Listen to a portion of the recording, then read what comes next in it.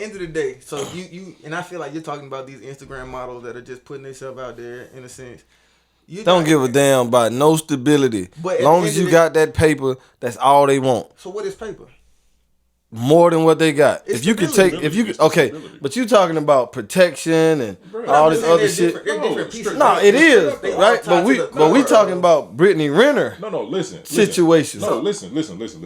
On the real though, it's some of these Instagram models, right? They might deal with Buddy for this cake. Yeah, but I can assure you, they got regular Buddy. Regular dude for sure. That makes them laugh. No, I got you. Crack them up. No, yeah. But they'll go out in public with regular dude because regular dude got them hands.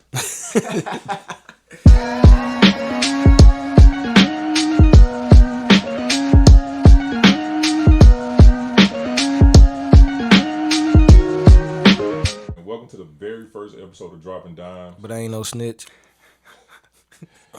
Here we go. So, the podcast, man, is basically three regular everyday guys, man. We just sitting around talking about things that we feel are not necessarily world changing or anything, but just shit that we want to talk about. Relevant. Right? Just for me, the purpose of this is just like Byron saying, everyday man going through the struggles, the experiences, and trying to learn and grow from them. Because at the end of the day, I want to be a better man, and I want to help people around me, community, and learn from the guys that I'm enjoying this life with. For me, what you got, B? I'm just here for the fun, man. To bring some entertainment. But just three regular black men. Everyday working men. Just giving you a perspective of what we go through in everyday life, just like these guys said, man. And so, yeah, that's pretty much it. So there you go. And now y'all stuck with us. For sure, we here. Splat. So. Things we want to do is go into different topics that are happening in real time in society now, or just some perspective or activity or something that we did recently that caught our attention, that caught our eye, and we want to talk about. So one thing I want y'all to know is who we are, and each one of us gonna tell you, answer the question, who am I? So Brandon, I knew it every time. Every time. Who is Brandon McGagney? Who is Brandon? Man, don't be saying my last name. See, he snitching already. He came up with the name. But Brandon McGagney, guy from Mobile, Alabama, ex-athlete, father, husband. And I'm pretty good at both, but I'm still working, which is why we having this podcast, Just an everyday working guy, man. Respiratory specialist. I'm not gonna get too far into that, but that ain't what we're here for. But yeah, man. That's pretty much who I am. Wallace, who are you? I always love that question, man. I'll tell you some background. I'm from Atlanta, Georgia. Played soccer growing up, but transitioned to football, which gave me a lot of opportunity to go to college, to the NFL, to CFL. Earned an electrical engineering degree from North Carolina A&T State University. Which is why I said ex-athlete, because I know he was going to come with all that. I wasn't, though, until you brought up the athlete part. I wasn't going to say nothing. I'm ex-athlete. Oh, we trying to be. But, yeah, we all ex-athletes. And learned a lot through that. But I'm a person I'm just trying to learn more and be more, man. It's so much that I would like to become and experience. And through conversations like this, allows me to widen my perspective, gain perspective, see into other people's lives and how they see the world, and that just helps me grow. So Byron, I ain't know all that stuff about you, bro. With the voice. Man, that's man, I was gonna give a much more simpler Byron, but I'm glad I went first. Right, man, I'm Byron, from Alabama, from Montgomery, Alabama, actually, a little bit up the road from B. I moved to Atlanta like 10 years ago, man. Working dude, just an everyday working dude.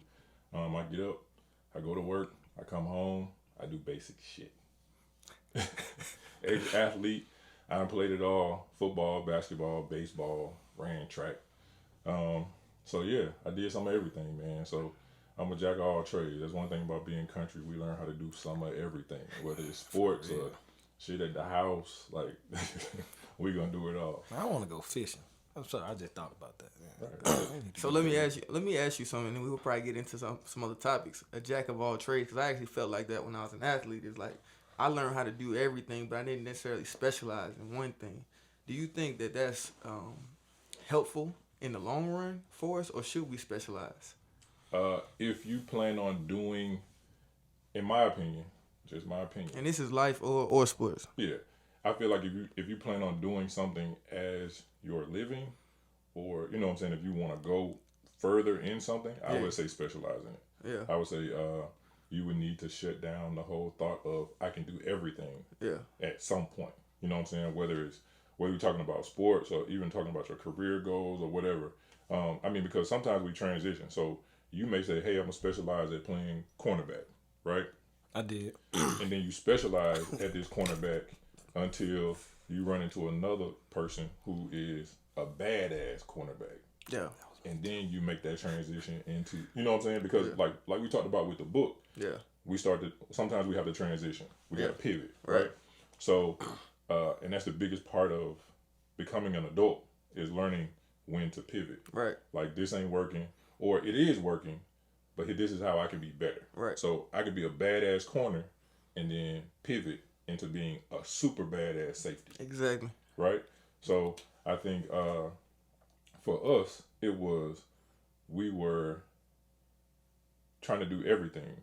And it helped because it was like, man, you got this badass footwork from basketball and you can take it into football. Yeah. Right? Or you had this hand-eye coordination from baseball that you took into football or into basketball.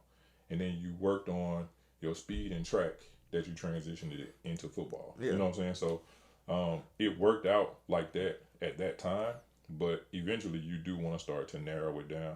So you develop a lot of tools for your toolbox in a lot of different areas, but eventually you put all those tools on one house, one building. There you go. So I have a question off that. Yeah.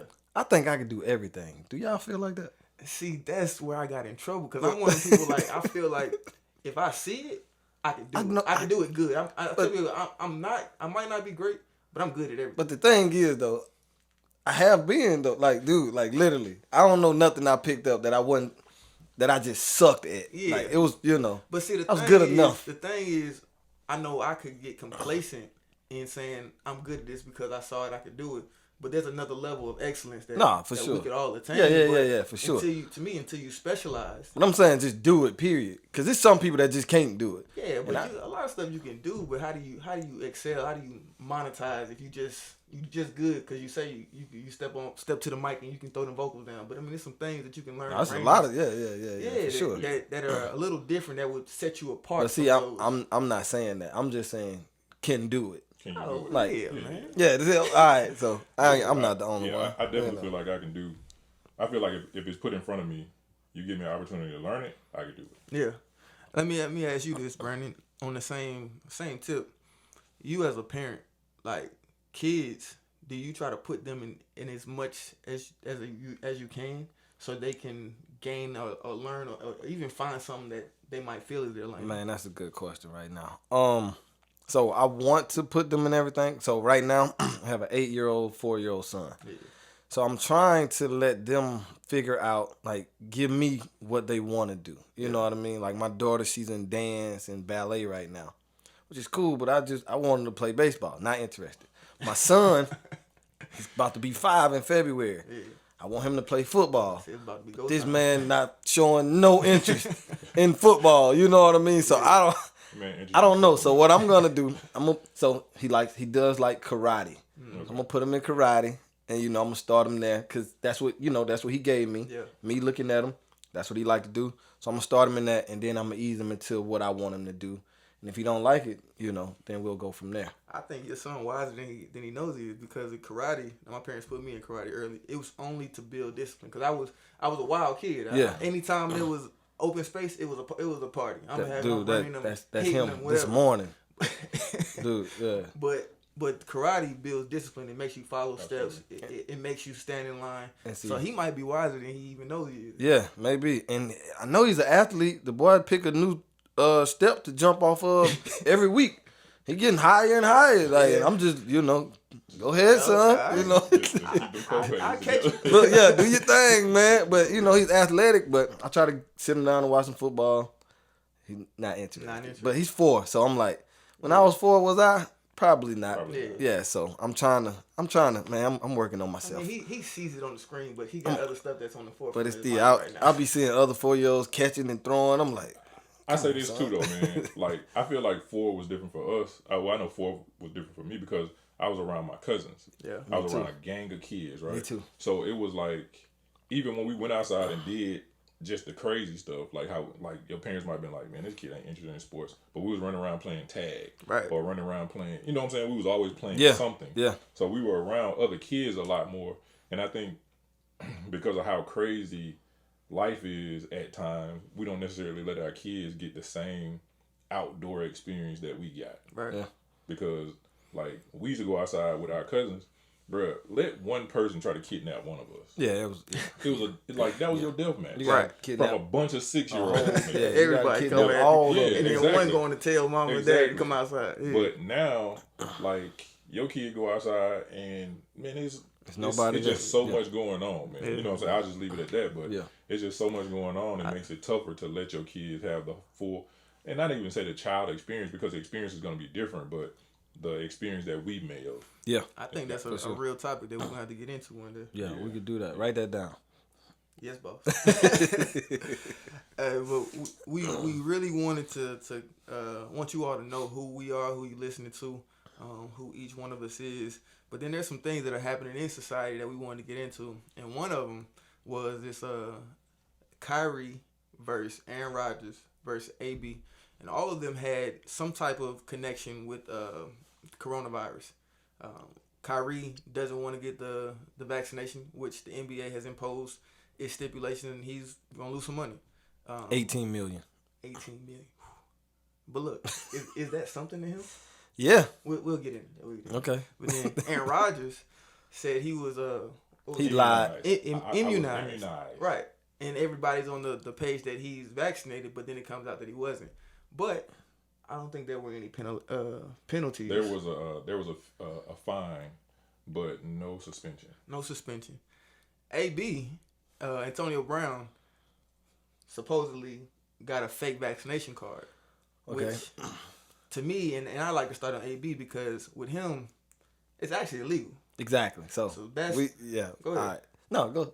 I was like, to me, that's the biggest difference, and I understand his suspension, but the way the media has portrayed some of these things is also a piece that we want to play in, talk about. But B, with AB, what's your take on his situation? Okay, so what separates AB from the rest is he actually did something illegal that you can actually you're supposed to go to jail for. Right. So that's the difference. So, I mean, I know, the media covered each situation different, and we know why, right? But it's like, come on, man. You should have just lied. You know what I mean? Just, I got it, instead of just faking it. You know what I mean? Because that's, a federal offense. So, I don't know, man. I'm kind of... Because on face value, I was like, oh, it's obvious. Aaron Rodgers didn't get nothing taken from him. He might have got a small fine compared to $18 million. He didn't get any game checks taken from him. But you also got to look at the entire situation is AB did something illegal. Yeah. And in Kyrie's situation, it's the NBA's policy. Exactly. So they're 3 separate entities. Right. So it's not as black and white, as initially we thought when we brought it up. What's your take, Byron, on Aaron Rodgers' situation? Like, I'm immunized instead of being vaccinated. So they were just like, oh well, it was he just lied. But at the end of the day, man, that was deceit. You know what I'm saying? Like it wasn't like, it wasn't just a play on words. And I think that's kind of how everybody saw it. Like, and then the crazy thing was everybody kind of laughed about it for a couple days. They was like, he lied, blah, blah, blah. And they just kind of swept it under the rug. We didn't really hear anything about it. But the thing that's even crazier is he lied about it and then later caught COVID-19. Okay. Right? So you lied about it, then you get sick, and then that's how your truth came out. That's how they found out. Yeah, right. Yeah. That's how your truth came out. AB lied about it, heard about what could happen from lying about it. Yeah. Went and actually got vaccinated, and then because he didn't take care of some outside of football, Somebody told on him. Yeah, his chef. Yeah. His chef told on him. And then it came out. You can't trust your chef. But it was because, so the thing was, he owed the chef some money. Yeah. He owed the chef some money. So the chef was like, all right, cool. You don't want to pay me? I'm going to get my money out of TMZ or whoever. You know what I'm saying? Whoever he took the information to. Yeah. So that was how his came out. But, and that's the part that everybody was kind of like, well, he lied, blah, blah. But, and I get it. He faked the card. It's a federal offense. But this is also how I look at it. If the NFL really cared about it being a federal offense, like to that level, he would be out of the NFL. Exactly. But it was a 3-game suspension, and it was really just, and from what I understand, it was from talks between the players, the Players Association and the NFL to even come to the 3-game suspension. Like they suggested, the Players Association suggested the 3-game suspension, like almost as a like, all right, we don't want the public to think he just ain't gonna get. He ain't gonna get nothing. So I feel like the Players Association didn't step up in the same right for Aaron Rodgers, because I feel like a fine was trash. Yeah. Yeah. Because you literally put people in danger, and then everybody was like, "AB put all his coaches in danger." Bruh, people. First of all, you get the shot, you still get sick. So it's not like you get the shot. Now you still can carry it. Exactly. Yeah. So it's not like you get the shot and you never see, you don't got to worry about nothing in the world. And I think that's one of the misconceptions. But Aaron caught it, and it's not just, you don't have to think about, okay, it's just me and my team. Right. Like it's coaches on the coaching staff that are older. There's people in the building that are older. Like he was still doing press conferences with no mask on. And it's not just your building, because if you travel, you going to different cities, you going to different airports, Yeah, you going to for different sure. stadiums. Right. So and that was one of the biggest things in my mind, because I literally never seen him in a press conference masked up. Right? All these other people I've seen, like I was talking about the NBA, I see guys doing their press masked up. Right? So Aaron in my opinion, put people in danger, right? But there were no major repercussions for it. I just wish they were the same. And that way we could have more of a, you put a standard across black the board. and white to it. You know what I mean? If we find out, because I also say this: if you take those cards that everybody turned in, right, I can almost assure you there are more people his won't be the only one. Who wasn't. Yeah, that's a fact. Yeah. Right.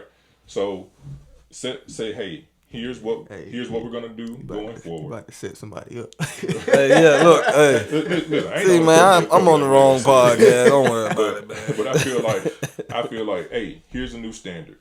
If you don't got your shot, you don't got your vaccination, this is what the penalty for it is. Or this is what or penalty because of where we are now and today, because you supposed to have already had it done. Yeah. But then we have to enforce these standards that we're requiring. Like if you don't, you have a different set of rules, and you have to follow those rules, or you get fined, you get suspensions, and it needs to be a hard line there, because if I look at Aaron Rodgers, I'm another athlete. I mean, he's a different status of most athletes, but if he don't get he don't get suspended for doing what he did, and I don't really want to get vaccinated, I'm gonna do something similar. Yeah, right. I would. Play with my word. And look, my precedent, court of law. Play my words. That's exactly what it is.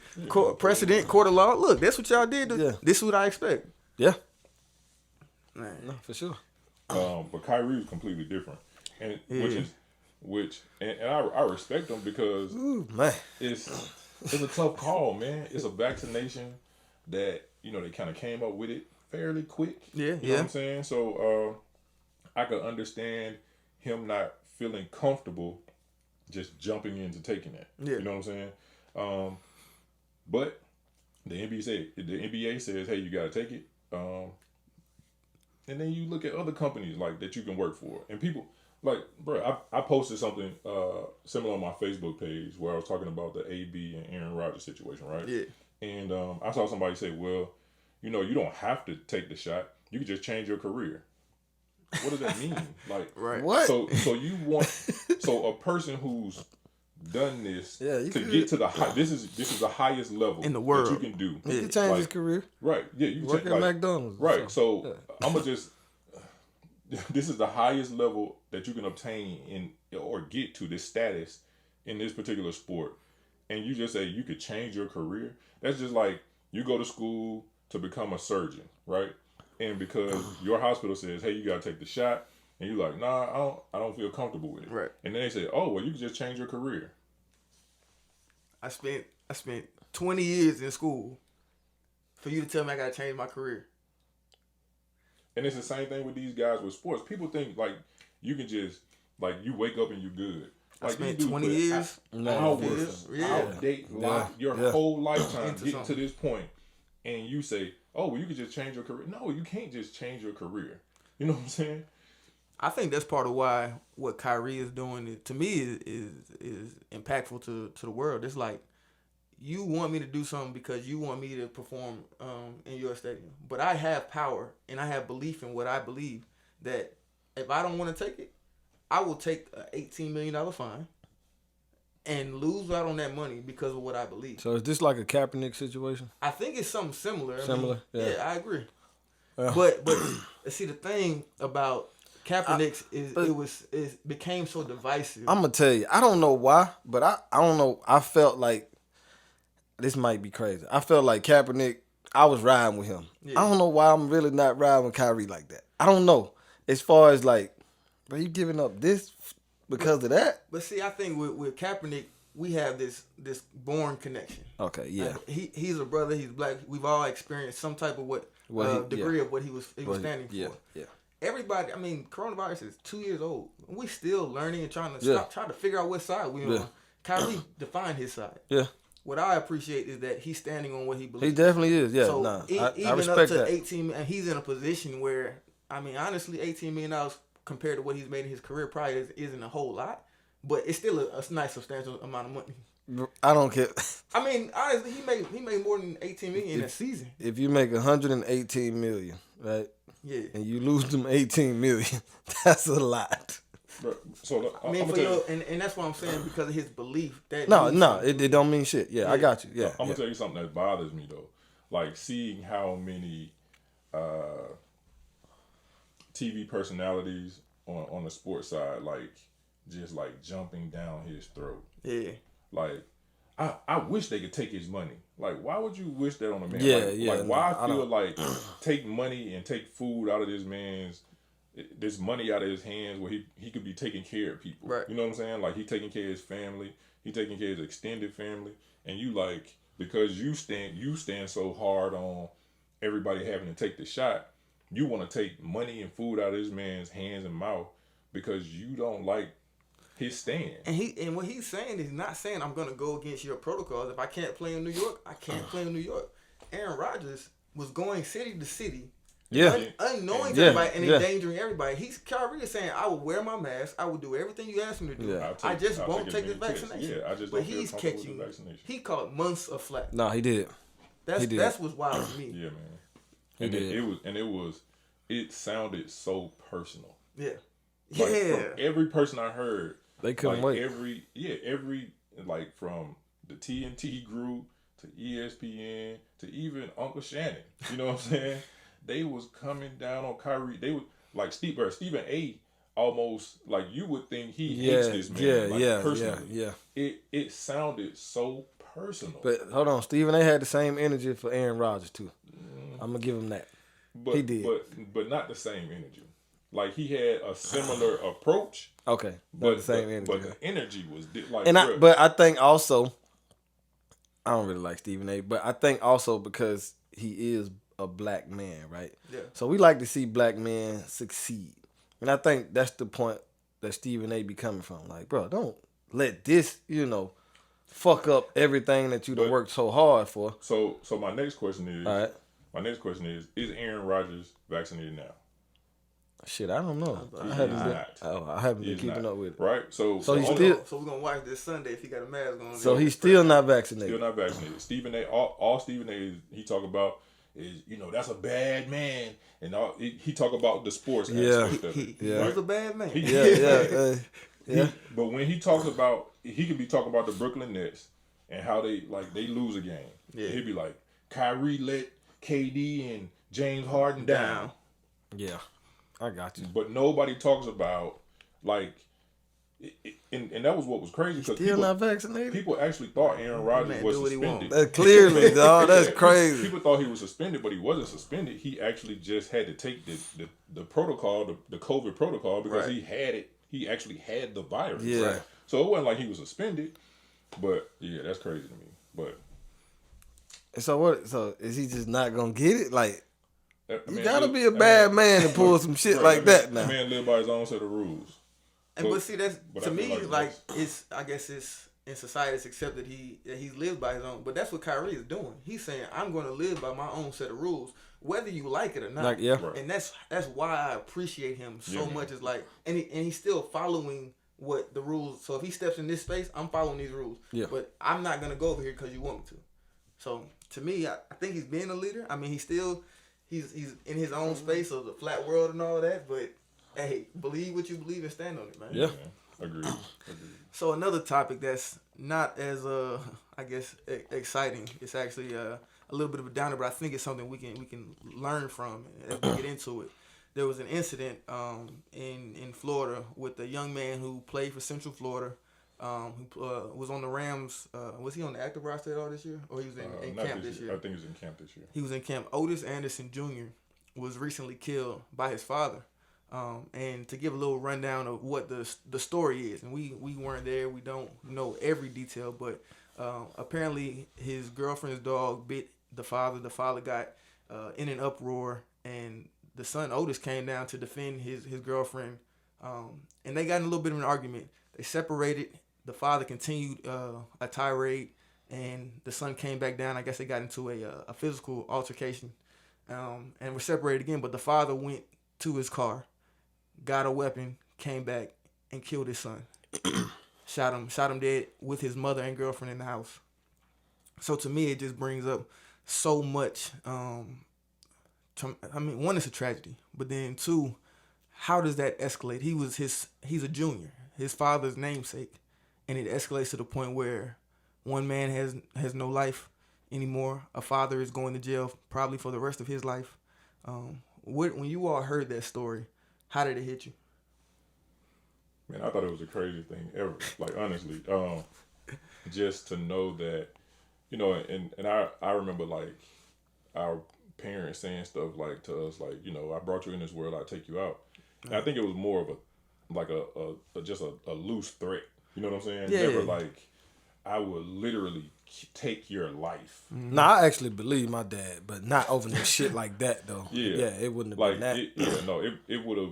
I don't even know if I could see my father or my mother like taking my life. No. Yeah, I didn't believe that. Yeah. I knew they had. What they told me was they had the power to. That's Yeah, what I heard. but I didn't believe that they. But that's got to be like off a sense of a whole lot of disrespect. Like, you living in my house, you gonna do what I say type. You know what I mean? Right. And as I should, and he should absolutely say that. And if I did get out of hand, I mean, you should kick my ass. But you know what? In that sense, that's a little crazy. I think this one was more of a pride thing. I don't even think it was a more of a like you under my roof, that type of. I think it was more like, again, none of us were there, right. But I do think, considering his son was in an NFL camp, he probably got the best of his father. You know what I'm saying? And I think it may have come down to something like along those lines. So let me ask you this. All right, whole situation is wrong. Condolences to everybody involved or whatever. Do you come at your dad? I'm scared of my father. Right. Still bigger than me. But I'm not afraid of my dad. But it's just a level of respect that I'm just not gonna cross in that situation. I'm just put yourself in that situation. No, I mean at different points in my life when I was crazy, I probably felt like, you not crazy no more. Like, we can, you know what I'm saying? We can dance, but I seen my with father. Your dad? But I seen my father get into it with other grown men, and I realized, like, in that moment, like, I ain't even built for that. Let me throw another piece into it, because I actually had a similar to I guess I was in a similar place as I would assume Otis was. He junior, he had got released from the NFL, and in 2012 I got released from the Lions. And everything that I had worked for throughout college to get to that space, you get there and then you get sent home. So then you're fighting and trying to figure out what am I going to do the rest of my life, honestly? Because you might not get another call. So to me, I actually went into like a depression. Yeah. And I went back to my parents' house. I was in I would sit back in the room and not want to talk to anybody. And I started to feel, I'm back home, I've been out. My dad said something to me. I'm like, yo, man, I'm a grown man. I have a similar situation. Go ahead. I'm a grown man. Why are you coming to me like this? I'm going through something emotionally, honestly. But at the same time, you got to keep that line of respect that this is my father. As angry as I got, I mean, he said something minor, really. As angry as I got, I still got to maintain that level of respect because it's my father. So I personally wouldn't come at my dad. Honestly, I can't. So what did you do?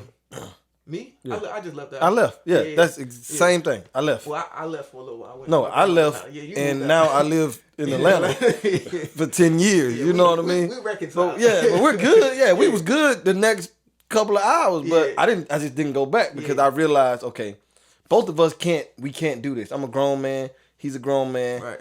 We can't live under the same roof. It's tough for two lions to live behind. Dude, exactly. And so, I did what I need to do. So like I was saying, in that situation, it shouldn't have even got there. And I'm not saying that Otis Jr. is at fault. Yeah. But it's like, it happened. Just try to remove yourself from the situation because you have to show a level of respect for your parents. Right. So, that's why, it just would have never happened with me. Do you think, and like I said, we don't know. We're doing a lot of speculating, but Otis Jr.'s success, you think that had anything to do with his father's reaction? That's tough. Because some people do feel a certain type of way. But why? Because, all right, I have a son. Right. My son's success is my success. Right? In a sense, because I raised you this way. Right. You put in your work. You're right. I financed that work. I'm going to be way more proud than you are. Like, you know what I mean? So I can't see that a jealousy being, a part of it because it's his son. Yeah. Like, but did you watch the Kevin Hart movie? Yeah. Yeah. True story. Brother. So the brother, that's a different situation. But a dad, I can't see that. Yeah. I think it could happen. Not necessarily saying in this particular situation. Yeah. But I could see how a father would start, how it could possibly happen. How a father could start to feel some type of way. And the only reason I say maybe not in this particular situation is because he was, I don't know what the situation was, but he was released, right? But think about it. Think about this.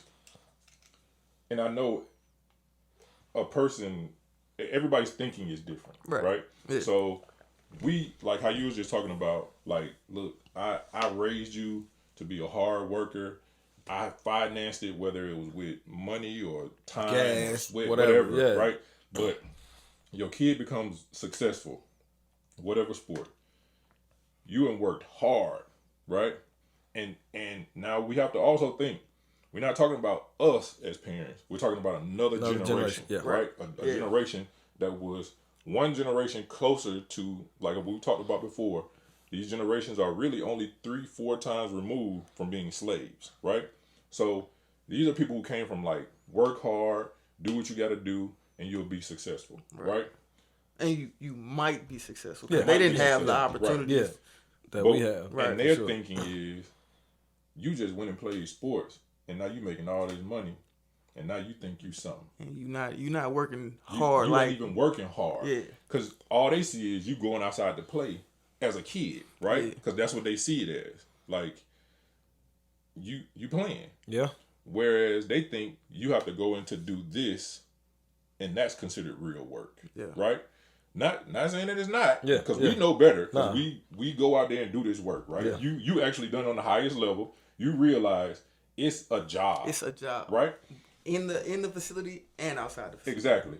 It's a job. It becomes a job even just taking care of your body. Right. Right? To do this at the highest level. Okay. That shit is still amazing to me. But go ahead. So you wait.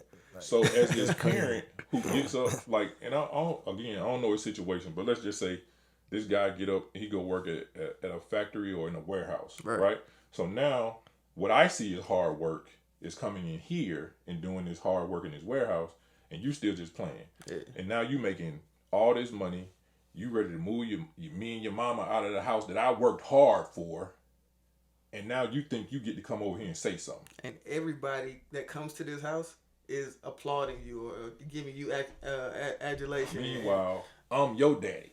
I'm the one that grinded and did everything that if it wasn't for me, ain't no you. That's crazy. But see, I get that. You see what I'm saying? I get that. You so see now, how we think is different, but there are people that would. It is, and that our generation, we think different. You know what I'm saying? Because we look at the hard work part of it completely different. You know what I'm saying? Like, bro, I remember when I was little. I could never say that. You wouldn't even be that without. That's crazy. But I remember one time when I was little, like, it was what was it? Career Day, right? Okay. And I was a little kid. I was probably like 8, 9. Mm-hmm. But I remember I was like, well, I want to dress up as a basketball player. My mom was like, that's the dumbest shit I've ever heard. Go in there and put on the suit. You're going to be a lawyer. And I was like, no. I'm going to be a basketball player. Yeah. Or I'm going to put these football pads on and I'm going to walk out of this house. You know what I'm saying? Like, my mom was like, on my own. And that's not a career. You know what I'm saying? Like, that was how they saw it. And the crazy thing was like, bro, I had people in my family who had already made it. Like, they saw it. But your parents see something different. You know what I'm saying? Because it's not. Right? Right. At that age, I don't want you. It's rough to say. I don't know. Yeah, but I think because we don't really, and I had this situation. I talked to somebody recently about, like, I went into an interview after I finished playing, and they said, "So what do you do? Like, who are you?" I'm a football player. Exactly. No, I'm like, no, verbatim. That's what I said. I play football. Yeah. And they were like, okay, but they always told us, if you play football, people gonna want to hire you. Yeah. But they don't really tell you that you need to be looking at the skills that you're learning because you're becoming a leader. You're learning how to fight through adversity. You're learning how to learn. You just got to put those in words. In words and be able to do that. But most people can't say, if you want to be a football player, you just want to be an athlete. Yeah. But it's not the things that you're learning that's and funny becoming you say that. In that same process, because athletes are great hires because they know what adversity feels like. They know what teams, what it takes. They know how to follow and lead. Yeah, man, absolutely. But we got to be able to express that. And I think if you could tell that to a 14-year-old, that's what he's going to be learning. It's a different conversation than, I'm just playing football. I'm just outside running. Yeah. And I think it's a different conversation for the parents too, because the parents see it as you just outside running around. Exactly. Like, but some parents don't see nothing else for them, and I think that's a curse too. Agreed. Because they push them in these sports, and these kids be good, and they're probably gonna make it, but that's all you're teaching them. Right. Like, it's nothing else. Like, so, and you know, one play is done. And that's why I feel like, push them as hard as you can in that sport, but please tell them what they are as beyond that sport. Yeah, for sure. You are a captain. That means something. Yeah, it's teaching moments and everything. Like you're saying, it's teaching moments and everything. So that was what we learned, and I think, like, even because all of it, like my parents weren't together, right? So my father didn't give me those speeches, but I had coaches who were like an extension of my parents, right? And they literally would pull us to the side like, hey, like, bro, you 6'4", you're not gonna get no taller. So let's just, and not saying that you're not gonna play, right? But these are the life lessons you should be pulling out of this. You know what I'm saying? So we learned. It was like on the job learning as we went along. And like you said, like when you came back home and was like, all right, it's time for me to get a job, bro. It was the same thing for me. Like my resume was trash. Like my resume was little jobs that I had in college. I didn't have a job until I moved here, but you know. So it was like little different jobs. Podcast. Little jobs in college, and I had to translate that into enough in an interview. And I always, my homeboys to say this, like my guys from back home, they be like, bro, if you get an interview, you'll get a job. I've been told that. Why did they say that? Just because I've been told that. If I get, I'm gonna start talking. I'm gonna start talking. The voice. Yeah, you hear this guy. So much that, but it's just everything. Like, yeah, I'm relatable to. You know what I'm saying? So very. people be like, okay, well, where'd you go to school? Oh, I went to the Florida State University. What? Florida State? Right. You know Bobby? Exactly. Yes, you know Bobby. Don't know who the hell Bobby is, but I know him. He's joking, but he turned the voice. Yeah. Nah, for sure. Hire me. Thank you. Like, but those were the things that were transferable into, you know what I'm saying, from sports into life. And I think that's the biggest part, man. Learning, like, on the job, right? So that you can transfer it to a job or to a career. So, man. But yeah, like that was the craziest thing, man. Crazy situation, man. And all of this stemmed from us talking about the Otis Anderson Jr. Shooting, and that to me that expresses how deep that situation is and can be in our community. I do think that hurt people, and that might have played a part in that situation. But just the fact that happened, it needs to be a deeper conversation in our community because it could happen again, and we definitely don't want it to. Man. It's not tragic. The first time that it's happened. Right. It was a grander scale, so we saw it. Right. But Marvin Gaye's father killed him. Exactly. You know what I'm saying? So fathers, don't be jealous of your kids. Yeah. Man, God. Take a minute. And children, like I said, we don't know that situation. Yeah, we don't. Children, be respectful. And be respectful to your parents. Yeah. You saw them do and the things that you didn't see them do. No, for sure. Another thing that we wanted to talk about today was you all saw Brittany Renner. Deion Sanders brought her into Jackson State. I sure did. And sat her down in front of the entire team. And if you haven't seen the clip, please go watch it. I think it's a lot deeper than people really think. No, it's deep. Yeah. But Brittany Renner, it needed to happen. Instagram personality yeah. Was brought in. She's a very attractive woman. And the reaction of raped the guy for all his money. Oh man! Oh man! Hey, see, I haven't even got into that, but that might be. That's another podcast. Yeah. But this one is just that conversation, that sit down. What did you take from that sit down, Brandon? Oh yeah, nah, for sure. From that sit down, I think it was very necessary because a lot of I'm gonna say young adults, but especially young athletes, they can get caught up in situations like that every day, right? Because it's not a lot of women telling you no, right? So you just gotta really, see who's for you and just, for real, and just, who wants to come along for the ride in case you make it somewhere. Yeah. And in that situation, she was just kind of breaking down, like who she was and how she's out there, right? But, like I said, you don't get told no a lot, being a student athlete. So, you just need to be careful and, just watch out for yourself. I think the key part of what he said is I got a lot more to say. Like the for real part. Because there'll be people who will jump on, man. Hey, it was women that would feed you. And you be like, man, she cared. Yeah, Really cared. Dude. She'll never do a laundry. She frying up tilapia. And you like, coming to your house, washing your clothes.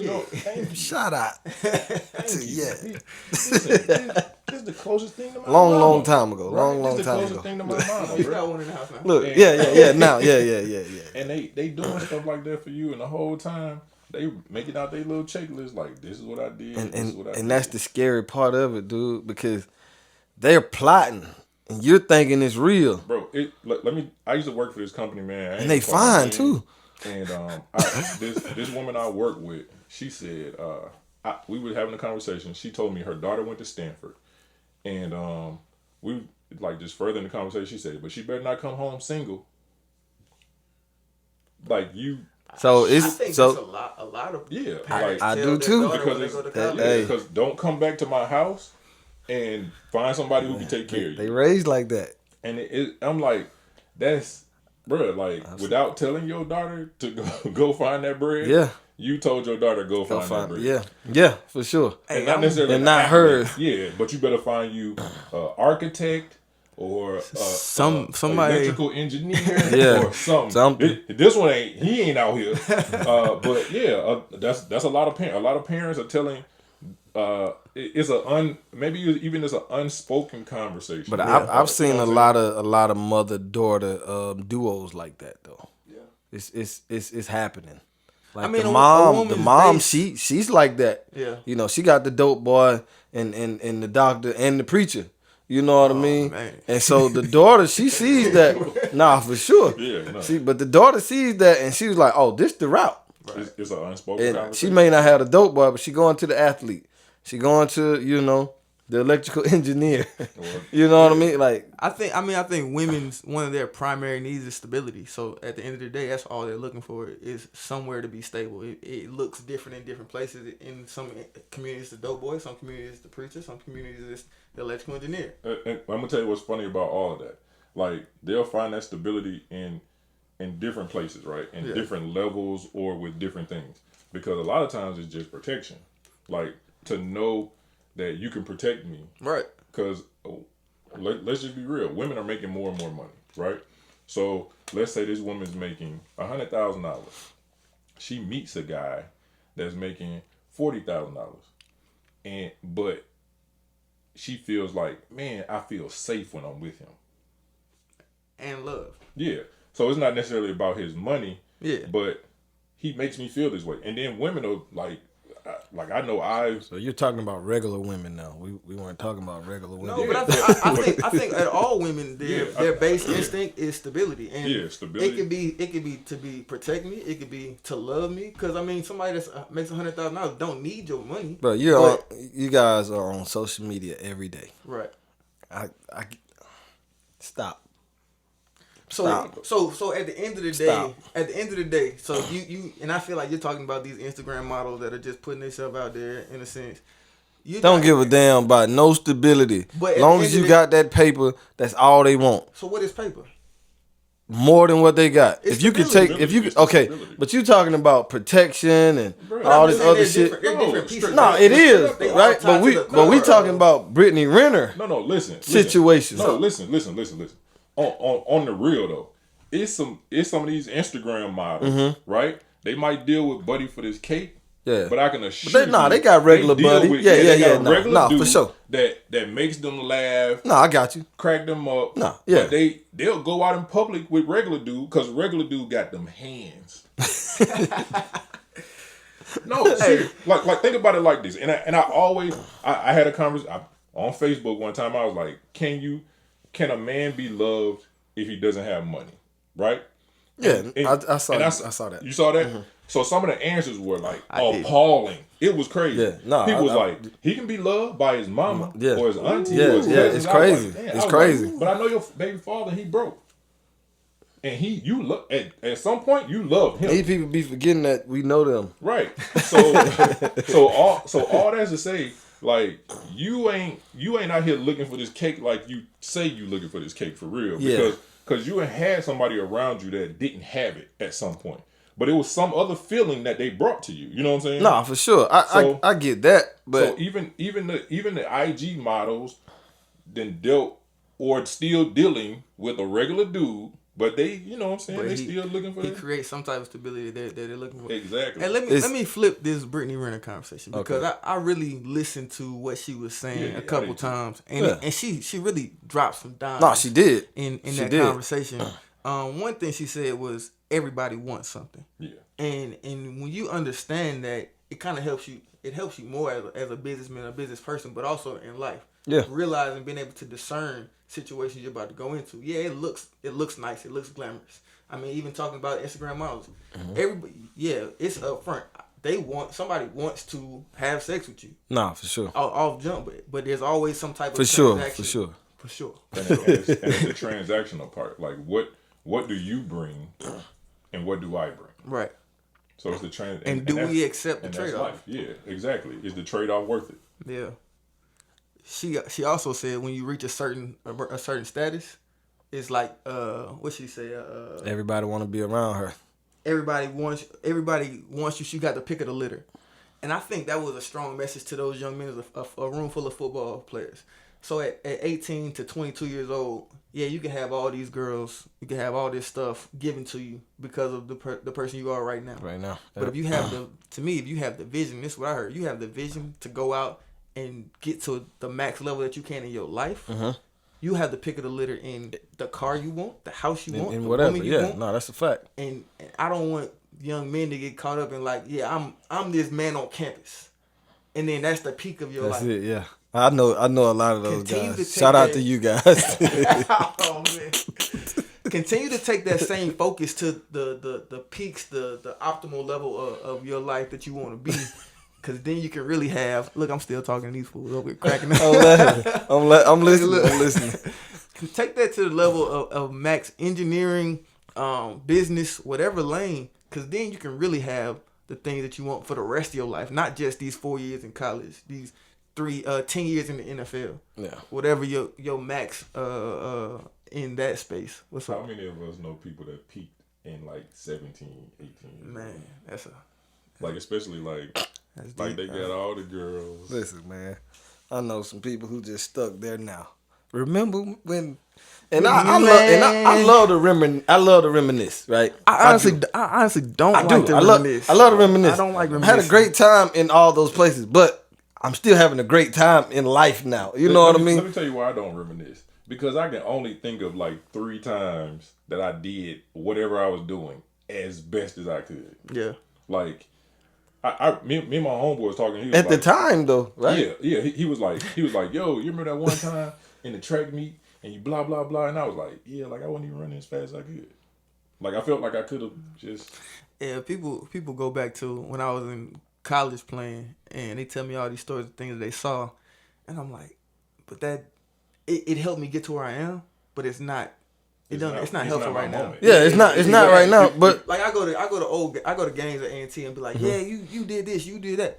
I mean, you gotta stop, but I like it. But at the same time, but you look, did that. But we talked about that, right? But look, this dude right here, like when Elijah Bell at North Carolina A&T was balling, I'm like, I'm a fan. Yeah, I want this. I said, bro, get a stack. Yeah. I don't want to be the only 1,000-yard receiver. Yeah. I want to see the guys in that space now to succeed. I want to succeed in the highest level in the space I'm in right now. Moving forward. Yeah. That's what reminiscing kind of like. It slows me down from moving forward. Does it? To me, to kind of live in the past. It's not a living, but see, that's a difference, right? It's not a live in the past. Okay, to visit. Yeah, because I know some people that's living there. Yeah. You know what I mean? And now I'm like, all right, bro. So what you doing now? Same thing I was doing in 96. Come on, man. You know what I mean? Like, come on. Yeah. So it's cool because I had a great time in high school, great time in college, you know. Everything was good. And now, you know, it's good. So, you know, I have different chapters in my life that I'm still, you know, trying to peak at, I guess. I mean, I think, so part of this conversation, I'm hearing reminiscing is good. And this fool right here just wrote a book about his past. But it's a great book. To me, the difference. It is a great book. It's a great story. Y'all, man. I appreciate y'all. It almost sounds fairy tale. Almost. But what I think about is like when we do reminisce is what can we learn from what we did in the past, and that was the whole point of the book. Is like, yeah, I reminisced on everything that I went through, but what do we learn from it to help us continue move or to help the next person come through? That's right. To me, that's what I enjoy reminiscing about is how did I grow or how can I grow? But see, I don't think about that because I take those when I move to the next step. You see what I'm saying? Like when I'm reminiscing, it's just to talk shit and, you know, laugh about some old time, right? As far as what you're saying, I just take those moments in that time in my next moment. So in my next moment is like, oh shit, I'm gonna take what I did, bring it over here. All right, boom, same. You see what I'm saying? You remember all your moments at the time. You see what I'm saying? And that's what I'm saying. Like the next time, I might not remember. So I like talking about it. All right, yeah, I learned. I messed up on that. Let me do that a little bit. But it just happened though. So it's so 10 years ago? No, what I'm saying is so let's just say every 3 years is something better, right? Them 3 years I did something totally different, right? But I'm learning from it these next 3. All right, them next 3, okay, I'm gonna do something a little different than that 3. You see what I'm saying? So I just pick it up and take it with me. Yeah. So one of the things that you said, like it struck a nerve because I heard something earlier this week where somebody was saying that's the difference between like on some street, like not even some street shit, but just a unk and an OG. Yeah. Right? So your unk know all this stuff and don't necessarily pass it along to help your growth. Right? Whereas your OG come in and say, hey, this is how you can do blah, blah, blah, blah, blah to fix it or to get better or to not do what I did. Right. Whereas your unk just... He just put it on the table. He just sitting over here, got all this knowledge. And if you come to me, young man, you know what I'm saying, I'll lay it out there. But I hate people like that. Yeah, but your OG, he'll pull off a stranger. Yeah. Like, hey, I see what y'all about to do. Y'all about to make a mistake. Yeah. Boy, you about to fuck up your life. I did the same thing when I was young. let me talk to you. Yeah. And whether they want to hear it or OG. not, you did your job. I did my job. Yeah. I put it in the air, I put it in the atmosphere. I tried. You know what I'm saying? Versus the unks in their home, like, that's dumb. He shouldn't have did that. It's like, yeah, you got $1 million worth of game, but you sitting at the crib with all of it. You know what I'm saying? Shout not out even $1 million investing. worth of game, Man, for sure. Listen, I love that podcast. and not even investing and back into your people. It's Right. one thing. It's just like I saw something the other day that it was like it was who do you think means more? The person who has $1 million and has sat on it and never lost it, or the person who had $1 million, lost 700,000, but is now a millionaire again. The person that lost the money. Exactly, in my opinion. Because they to me they took a chance and it might not have worked, but they learned how to. I learned something out of it. Yeah. I learned. He got the same amount back. Like he bounced back. So my thing He got a is, little more. yeah. So He got more. well, he can, but that's the thing. Now he got And the the first, experience and on the his first guy belt. just kept the million. You said? He just sat on it, like he put it in under his mattress or whatever, right? But the person who had the million lost 700,000, learned to take the 3, flip it, get the 7 back, and get back to being a millionaire. Has learned so much. Yeah. To me, the second guy is the billionaire state of mind. Because he can continue to grow his money. Right. This other person who got $1 million, it's just gonna be under that mattress. Yeah. Yeah. So it's the learning to it's the learning out of all of it, right? So and then it goes back into the unk. The unk learned. Yeah. He learned from it, whether he learned from watching or learned from experience. He got it, but the OG put it back and invest back. You know what I'm saying? So you saying Brittany Renner an OG? I mean, hell yeah. From the move she just made, she an OG for real. And I'm gonna tell you, what people, a lot of people don't know. Brittany started up. This didn't just start. Right. Oh, he know her. Yeah, I don't know her. I don't know her personally, but I remember like she talked to this kid. I can't remember his name, but he was a quarterback at Ole Miss. Yeah. And she was with him for a minute, and this was when she was like playing soccer. She was like playing soccer at a school. Oh yeah, she was an athlete. Yeah, she was an athlete. So she was playing soccer. He was a football player at Ole Miss, and they was doing their thing, and he got in trouble. And I want to say he either got kicked out of Ole Miss or his draft stock fell, and she bounced. And I was like, I see your game, young lady. Yeah. I see it. Yeah. And that was when I knew a star would be born. A star would be born. Shout out Brittany Renner, man. Shout out to all the Instagram models who getting it. Hey man, but let me ask you this. Message. Let me ask you this. So, we all come from people or know people that have been street hustlers. Is it bad to look at her in a negative light? Because all this is a hustle. Yeah. And all it is a way to provide stability, to grow your wealth, to move forward. But is in today's society, is this hustle need to be looked down upon? I mean, it's legal. I think because it's a hustle, it's gonna be looked. Some people gonna frown on it. Some people gonna be like, "Hey man, it is what it is. It's a part of the game." It's just like if you accept your hoism, then you know it's cool. Can't nobody say nothing about you. But let me say this though, because we talking hustle, and we like I think sometimes we get this way with her situation, and then we see hustle like this, right? Because I see hustle like this. So like I knew dudes who hustled on the corner. I knew dudes who sold clothes. I knew dudes who sold shoes, right? So if we think about it in the hustle, like we was talking about the shoe hustle, right? So as a shoe fan, I hate it because I want the shoes to wear it, right? Other people see it as a hustle because I'm gonna buy these shoes and I'm gonna sell them for more. Right. 50 fucking pair. I can't even get the cool grades today. Sorry. So her hustle, right? Yeah. We see like some people are gonna say, "Oh, I can't stand this chick because she is tricking these young men out of their money." Somebody else gonna say, "Well, you know, it's these young men who got tricked out of their money." You know what I'm saying? That's what I'm saying. Hey, it ain't tricking because their mamas should have taught them more. Somebody should have been in their head. You know what I'm saying? They mama raised them. Right. That's what happened.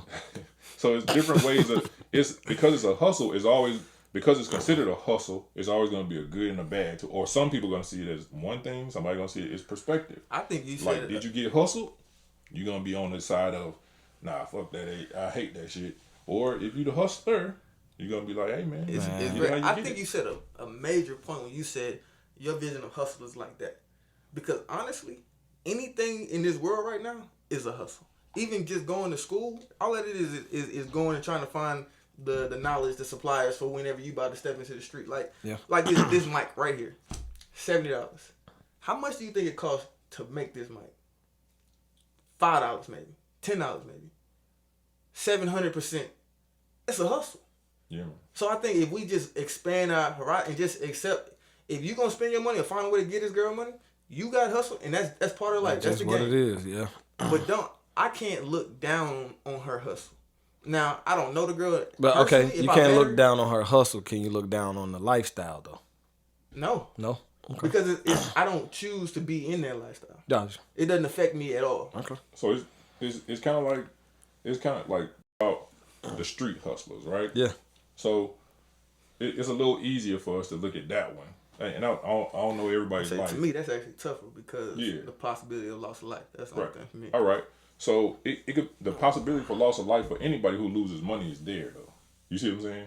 Because he could get so pissed about missing out on his money that he go and do something dumb, right? Yeah. So with the street hustle, it's the same. Like it's gonna be a dealer and it's gonna be a supplier and somebody who's looking for it. A supplier, right? dealer, and a buyer. You're right. So he was the buyer in this situation, right? With the street hustle, we glamorize, or society has glamorized, certain parts of society have glamorized the dealer, right? Right. And you see him and you're like, man, they cool as hell. Like, look at he got the shoes, cool. You know what I'm saying? But then the person over here, whose family member it is, who's buying, hates them. Yeah. You see what I'm saying? It's the same thing. Somebody's gonna look at her and be like, hey, that girl getting it. Yeah. She's smart. She got her head on. She just taking what she got and doing what she can with it. And then she's feeling the need. And then somebody else over here like a scribble. who done got is somebody else over here who done got hustled by one of them, and they like, man, if I catch her in the alley, you know what I'm saying? So it's always gonna be the perspective, man. Because when you the hustler is one thing, or when we see the hustler as a certain type is one thing, but when we on the other side and you the person that got hustled, or you connected to the person who is being hurt by the hustle, then it's like something completely different. And that's why perspective is so important, is to be able to see from the other side. Because sometimes you just be like, I got it, I learned. I'm hurt from it, but I got it and I learned, I move forward. It's only gonna take one time. But if I continue to just see from this lens right here, and I get pissed and I get mad and I do something stupid, the only person hurt is me. Yeah. At that point, Man, think about, because like even on a grander scale, think about, what's my man name? The dude who was doing like he was in New York and he was hustling, like just taking people. Bernie Madoff. Madoff, I got you. Bernie Madoff. Yeah, I don't know that name. Okay, so Bernie Madoff took big money. Yeah, we about to give you the rundown. All right. Big money. Bernie Madoff was running a Ponzi scheme, right? I did hear about him. All right. Yeah, So Bernie and it got to a point where he had all these employees who were running the scheme, like out of a suite, like it was like a business, right? And it didn't matter who you were. It wasn't like he was just preying on one particular. Anybody that gave him money became a part of his hustle. Anybody like can anybody can get it, yeah. right? So to me, the worst part of the hustle was the level of greed that he went to, right? Because when they finally caught up with him, he had like airplanes, helicopters, homes all over the country, in other countries. Yeah. Just crazy amounts of money, right? So somebody's gonna look at that and be like, man, that's an asshole, nigga, right? Because of the greed. Yeah. But then again, we look at our street level, and we like, hey man, get it how you get it. Get as much as you can, as long as you can. And then they get out. Yeah. Right. And then get out. But hopefully. Yeah. But the thing is, now you've built this lifestyle that you have to somehow maintain. Yeah. Right.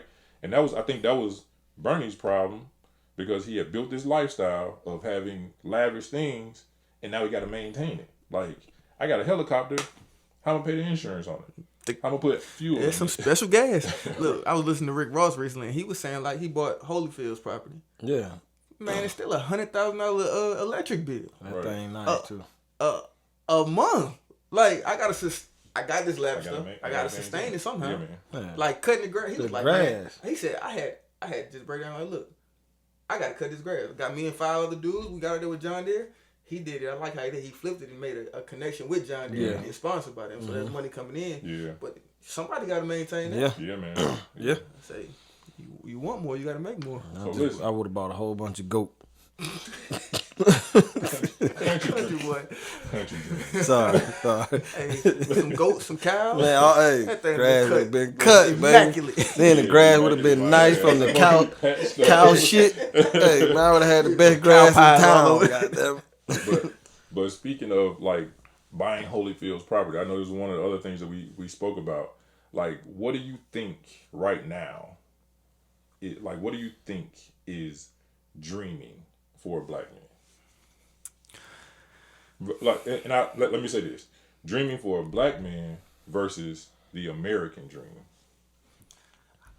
I thought about this for a while, and to me, like I thought about my parents' dreaming. So their dreaming is much different than my dreaming. So right now, my dreaming is defined by opportunity. So if I see something that I want to do, I have the opportunity and means to figure it out. Doesn't mean that it's actually going to happen. I know it's going to be further obstacles that I would consider than the normal American. Okay. But I do think dreaming for a black man in America is opportunity. It's just learning the game, learning how to learn, because every lane has its own set of rules, its own set of directions, and you got to learn that lane. But we have more access, more opportunity to those lanes than we did in previous generations. So I do think for a black man, it's opportunity. But then the other side of that is you got to understand you're not. They don't want you here. Uh-huh. So be able to face that. I don't really want you here, but continue to fight through. That's what dreaming is to me as a black man. Is learn and expect a little strife, but it's there for you. B. Dreaming for a black man. That's tough for me, dog. Like, I don't know, because I'm like Wallace, man. I just take the opportunities that's given. Like, as far as like, man, whatever life hand me, that's how I'm rolling with it. Wait, so let me ask you that. Let me bounce off that. Do you feel like you have to take your opportunities as well? Or are you just taking what you're given? No, I'm taking my opportunities. Okay. Yeah, that's a fact. Are you creating your opportunities? I'm taking them. Yeah. Yeah.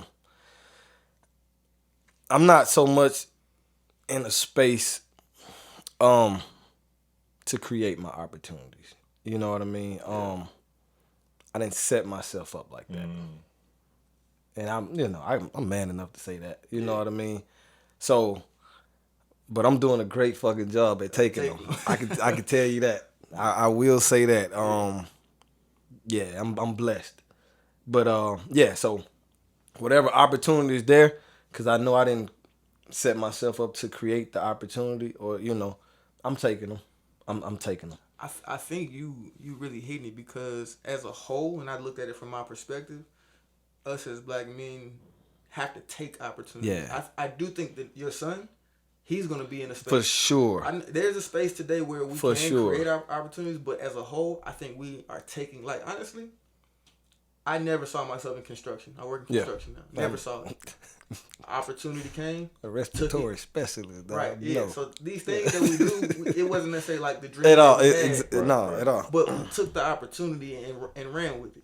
I do think the next generation, your son. For sure. Our children. But see, I'll set him up like that. And exactly. To go back and financial. With my parents, they didn't have a dream, right? So, quick story, real quick. My dad told me when he graduated high school, the next day he was supposed to start a brick mason job. Yeah. That's not his dream. Right. That's just what it was. He didn't have a dream, right? The day of his graduation, Stillman College came to his school, offered him a chorus scholarship. Chorus. Okay. That's the only way he went to college. Full ride to Stillman College in Tuscaloosa. Full ride. Yeah. That boy can sing good. He's not that good, but he was good I'm enough. I'm sending this to your podcast. Yeah, I hope he see it. But nah, he's good enough, you know. But that's what I'm saying. Yeah. Opportunity presented itself, he took it. Yeah. You see what I'm Because saying? he probably didn't necessarily want to go to Stillman. It was just... It was that he didn't care. He was leaving the house. You know what I mean? The next day he was about to start a brick mason job in Mobile, in Pritchard, Alabama. I don't know. You probably know. You know about that, but Pritchard ain't really where you I want. don't. yeah, but Pritchard ain't where you want. yeah, you know what I mean? Like No, shouts out to Pritchard. yeah, Take that for back. sure. Some shooters. But yeah, you know, so he didn't. I didn't really. I don't know. I didn't set myself up to, you know. But I think create. part of that is the knowledge that we're given. Like I think my mother did end up doing something that she dreamed about. Yeah. But it was opportunities arose and she took me. Yeah. It wasn't like, hey, I'm going in here and I'm the best, whatever in the interview process. No, my mother had a dream of being where she is now, a project manager, but she started as a city inspector, going by checking people's houses and stuff.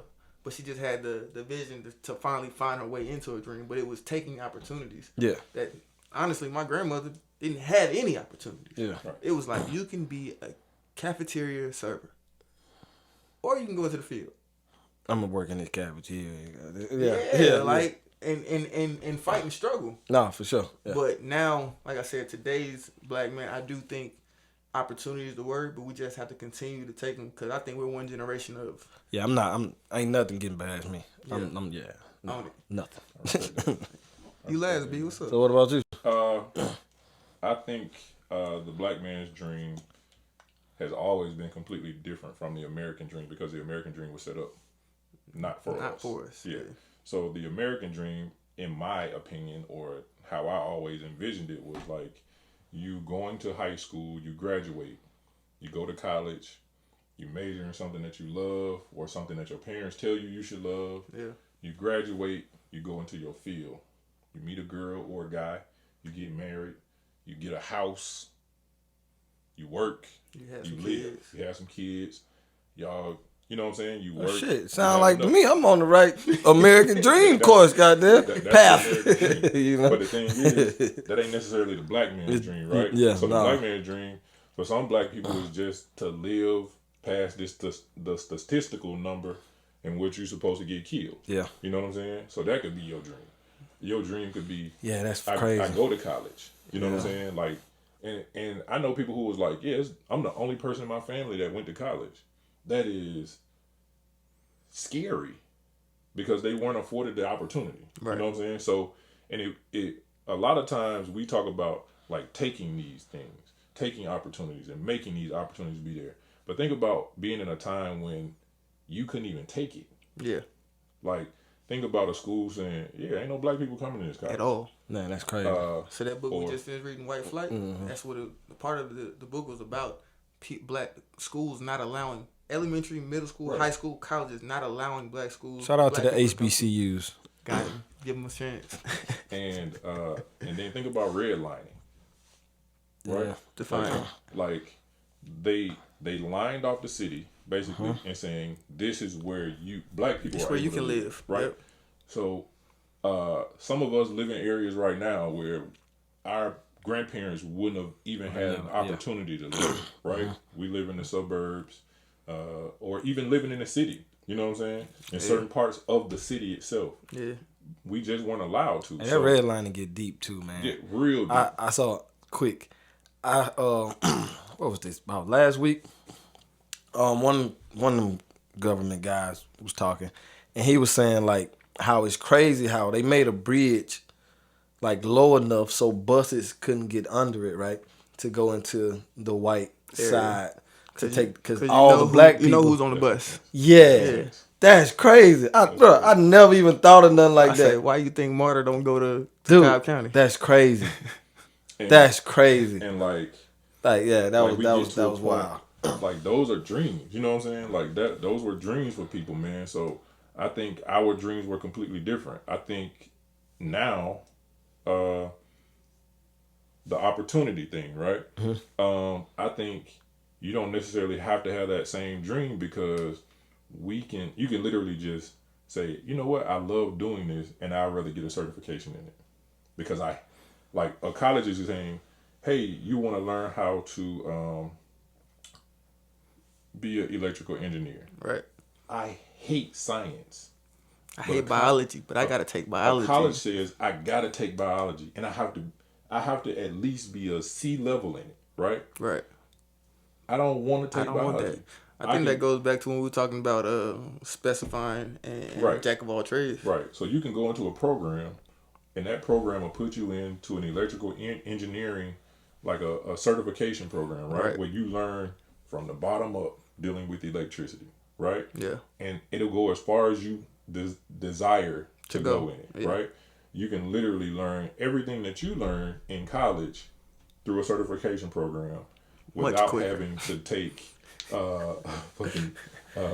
exercise science, right? or theater arts class, or anything like that. You know what I'm saying? So I think because the opportunities are there without having to take on the American dream like it used to, right? We were talking earlier this week how it's not even like a lot of kids now don't want to buy a house. Yeah. Like they'd rather live in a city and they just live in an apartment. And it also, like, it goes back into the dream that our parents had. Our parents, not necessarily saying it was their dream, but they worked at a job for 25 years, right? And retired from there. And they were given a watch and a plaque to put on the wall and a pension. Hey, thanks for giving us 25 years of your life. Yeah. We'll give you a little of these pennies. We've already made money off the interest on it. Exactly. And give you a watch. Yeah, they give you a watch. You know what I'm saying? No, you know for real. In real life. These kids, bro, people right now work at jobs too. I think the average is like 4 years. Yeah. It makes sense. Because I go to this job, I work for 4 years, and then if another job says, hey, we see how good you are at this, and we'll give you $40,000 more, I'm out. Because who is the loyalty to? Right. So, and I understand why they do it, because the job doesn't show you any loyalty. Like, bro, if you do the wrong thing at your job, you hurt yourself, and they have to let you go, or something happens and you don't work there anymore, they're gonna repost your job the next day, quick, fast, because they don't care. There's no loyalty there, right? So you go to, like, why show loyalty to these companies who aren't showing loyalty to you? So then you switch your job. People aren't working places, and then because of investment and all this stuff, like I think that's a major change, and businesses did that to themselves.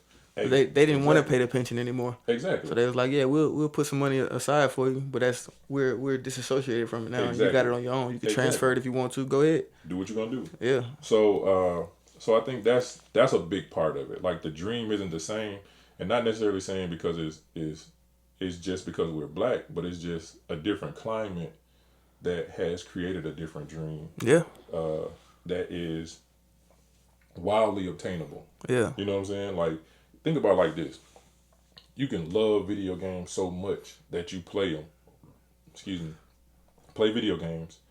People watch you play video games. Right. And you make millions of dollars. Yeah, that's an industry. They do. To play video games is an industry. It used to be, they used to tell us, if you play video games, make sure you're looking and learning how video games move so you can become a video game creator, engineer. Yeah, a creator, yeah. And now it's, you just play video games. Yeah. And you build your life. Yeah. That shit wild.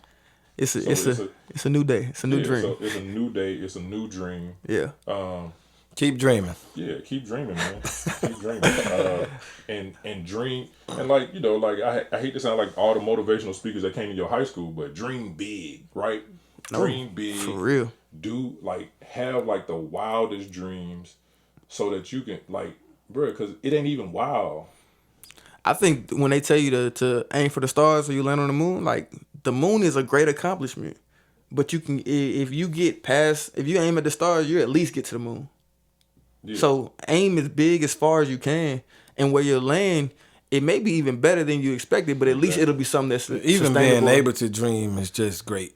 You know what I mean? Because you think 2 generations ago, what was the point of dreaming? Just being able to dream, man, is a great thing. Yeah, I think so. Take advantage of that, man. I think dreaming wild is big, man, and I think it pays off, because dreaming dreaming says you have. First of all, it says that you have an imagination, so you're able to see past what's in front of you right what's now. right here, concrete, right? Yeah. So I can see way past that, and as long as you got vision, right? Yeah. And then you put it into action because you had that dream, right? Then You never know what's gonna grow from it. Exactly. Like you shoot for your wild like. All right, man, y'all too damn deep. Shit. All right, and with that being said, let's bring it down a little bit. Damn, I ain't had a chance to laugh on this motherfucker yet. I appreciate that though, Byron. Maybe Brandon though, but I do. The viewers will. I mean, because dreaming is something that has been stifled in the past, and we got the opportunity now. Do it, chase it, go get it, and become whatever you can. The last thing we want to talk about on this podcast, and I mean, I really enjoyed sitting here and talking with y'all. Brandon got this segment, the word of the day, and it's not just a definition. It's a word, but what's the concept? What does it look like in real life? So what's your word? So we starting off a little easy. This podcast.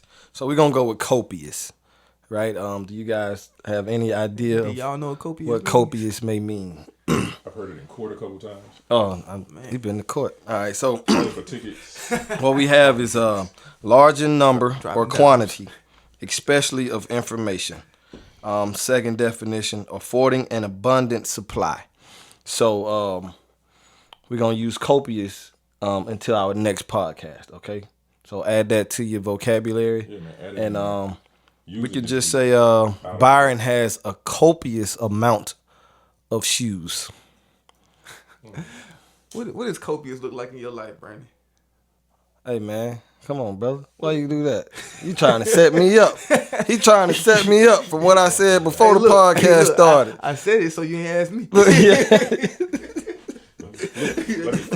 I have a copious amount of love for my family. What about you, Wallace? I got copious amount of dreams, man, and it's not just my dreams. Like I look at my nephews, I look at my cousins, my sister. I still look at my parents. Like I just want so much more for all of us. Yeah. I want us all to dream and continue to grow. So that word legacy is big to me. So for all the more that we're trying to attain, the dreaming that we're having, I think we can all attain a copious.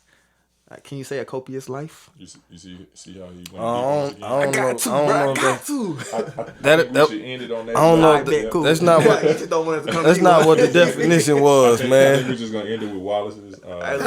Maybe it's just what I wanted to say. Dang, bro. Because I'm not gonna have anything.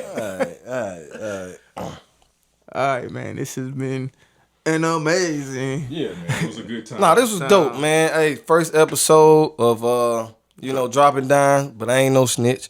I think I had a good time. I had a great time, man. I think we should do this again, man. I think y'all should come back and kick it with us again. I think we'll have definitely more topics.